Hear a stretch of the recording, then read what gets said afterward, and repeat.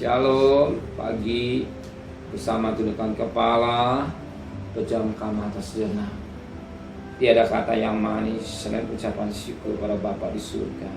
Semua karena kasih karunia-Mu yang melimpah dalam hidup ini. Dan maka pagi ini kami adakan mesbah keluarga, mesbah pribadi. Kami boleh naikkan pujian penyembahan pada Bapa di surga.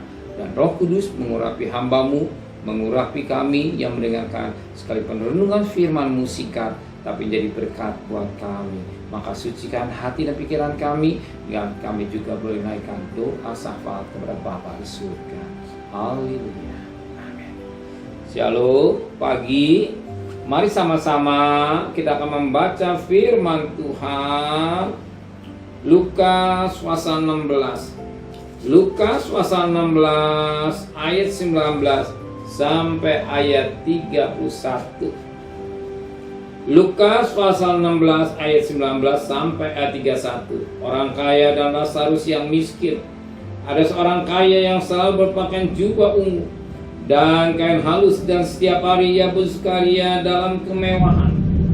Dan ada seorang pengemis bernama Lazarus, badannya penuh dengan borok, berbaring dekat pintu rumah orang kaya itu, dan ingin menghilangkan laparnya dengan apa yang jatuh dari meja orang kaya itu. Malahan anjing-anjing datang dan menjilat boroknya. Kemudian matilah orang miskin itu, lalu dibawa oleh malaikat-malaikat ke pangkuan Abraham. Orang kaya itu juga mati lalu dikubur. Dan sementara ia menderita sengsara di alam maut, ia memandang ke atas, dan dari jauh dilihatnya Abraham dan Lazarus itu di pangkuannya.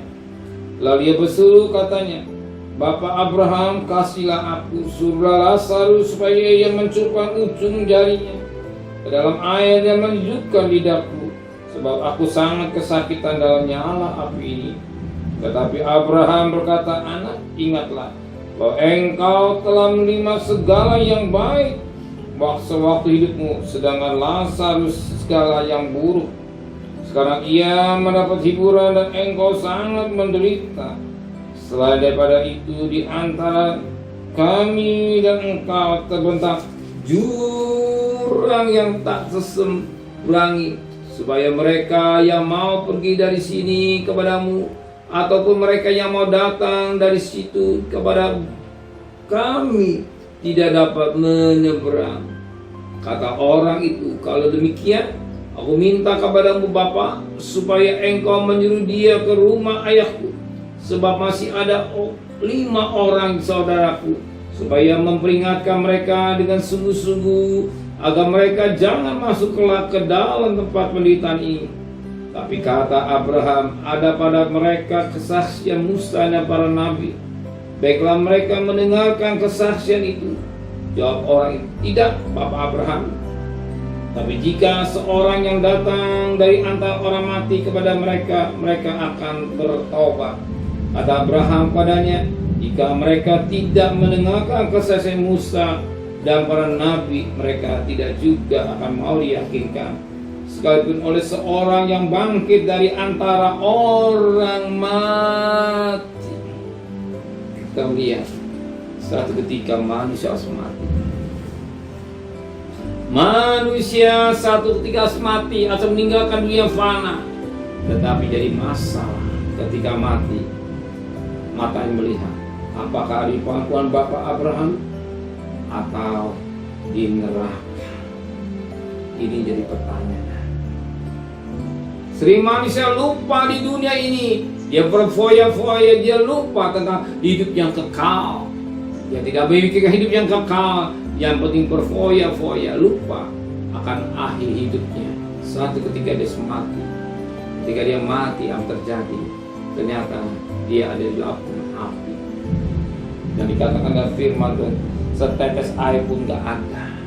Dia butuh air, hanya setetes air gak ada. Apa air? Air bicara firman Tuhan. Air juga bicara Yesus. Akulah air hidup. Akulah air hidup. Selamat waktu yang Tuhan berikan murahan. Pintu kemurahan masih terbuka lebar-lebar. Terimalah air hidup itu.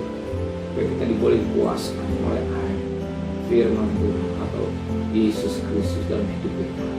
Sebab satu ketika air setelah tidak ada, artinya saat apa kita sudah waktu ketika dipanggil katakan mati, betapa penting kita membuka air membawa kita Lazarus dia ada bangku Abraham, tapi orang kaya yang hanya kejar foya-foya, lupa akan diri, lupa akan keselamatan.